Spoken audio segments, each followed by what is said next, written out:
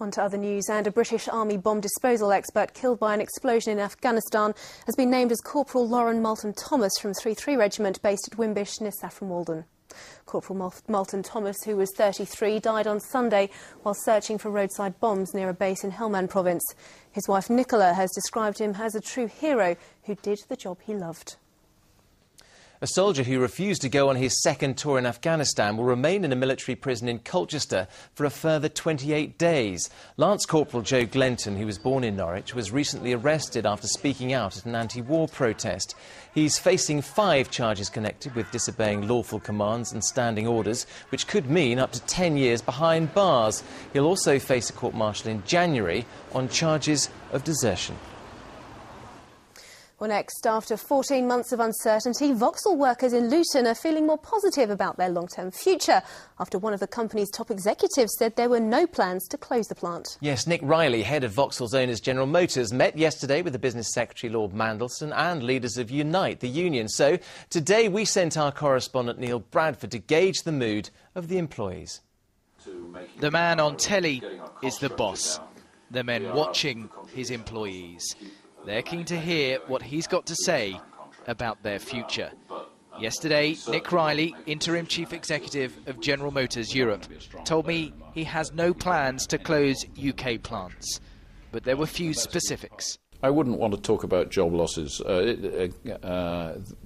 This depends very much on the market. When will the market recover? What does Renault require out of the plant, as well as how successful we are being. At the Sicilian cafe opposite the van plant, workers were also listening carefully. This man has a history in this town.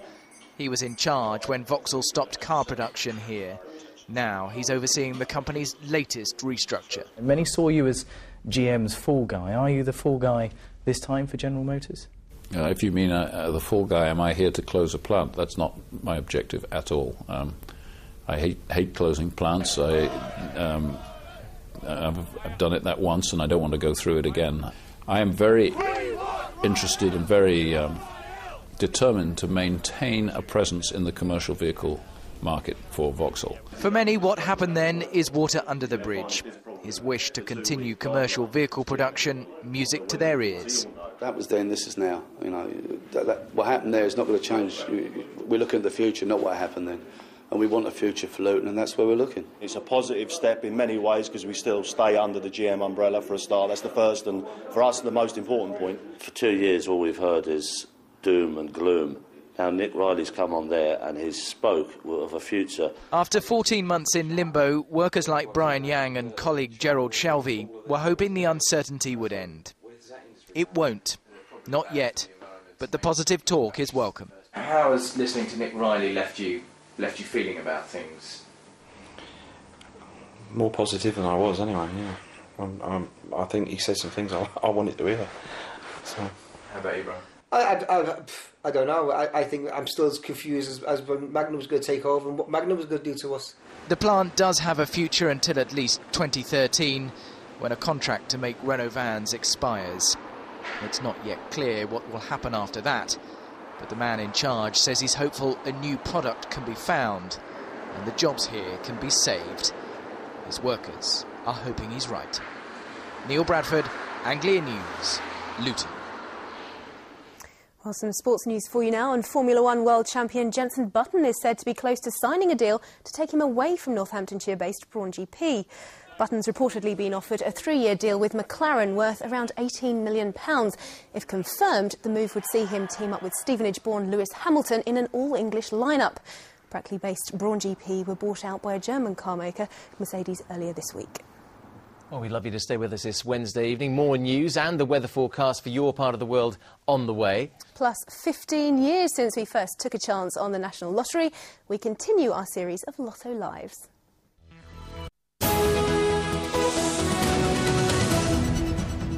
More news now from your part of the region, and 2 men are tonight being questioned by police after pepper spray was released at a supermarket in Norfolk. Officers were called to the ASDA store on Drayton High Road in Helsden near Norwich yesterday afternoon after reports of people feeling unwell. The store was evacuated immediately and 28 people were treated at the scene. Here's Jim Rice's report. Business as usual at ASDA's store in Helsden today, but yesterday afternoon it was a very different story. Judy Cook was working on the customer service desk when it became clear something was wrong. One of my colleagues came running down and said, "I can smell a chemical." Her eyes were streaming, she was coughing, crying. There was another colleague, there were several customers, they've got handkerchiefs over their mouths, their eyes were streaming as well, so that's when we knew it was quite serious. The pepper spray was first detected here, on an aisle full of Christmas decorations. Not surprisingly, it was busy with shoppers. As soon as the customer had made us aware here at the store, we cordoned off this aisle that we're actually in at the moment, and we decided as a management team to evacuate the store. As soon as we put the tannoys out and raised the alarm, the store was evacuated within a matter of minutes. Emergency services were on the scene within 5 minutes and set up a mobile triage unit in the supermarket's car park to treat the 28 people affected by the spray. One person was admitted to hospital. Around 300 staff and shoppers were looked after at a nearby leisure centre and hotel. My sympathy goes out to those involved. It must have been very distressing. The pepper spray itself, rather nasty, sort of tingling eyes and a little bit of a bad throat as well. We mobilised our special operations team, which involved setting up a tent, therefore that the patients weren't being left out in this cold Norfolk wind that we had last night. So whenever we could triage those patients, which means literally sorting them out to assess the severity of them. After checks by environmental health officers, the store reopened at around 9 o'clock last night. Today, Norfolk Police confirmed 2 local men in their 20s have been arrested and are being questioned in connection with the incident. Jim Rice, Anglia News. Work in the container terminals at the port of Felixstowe has been suspended due to high winds. Work stopped at 9 o'clock this morning and Operation Stack was put in place, forcing lorries to queue along the side of the A14. Other areas of the port, including the roll-on, roll-off ferries, though, were operating as normal. A meeting to discuss how to help the Norfolk and Suffolk Broads cope with climate change is planned for later this week. The Broads Authority will release a report saying that immediate action is required to keep the Broads intact over the next century. The report also recognises the benefits of a longer tourist season, as well as the need for measures like new fish refuges and the raising of bridges as well. EDF Energy has apologised to customers after almost 900 homes in Norfolk were left without power this morning after a fault on a high-voltage underground cable. The power went down in the Erpingham and Aldborough areas just before 4:30 and was restored to all but 50 homes by lunchtime.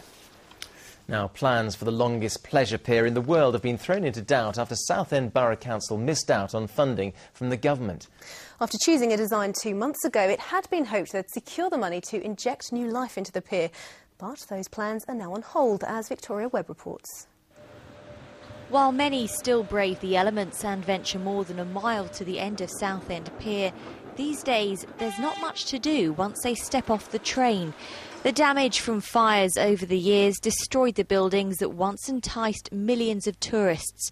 And despite the redevelopment that's taken place, it's never been the same.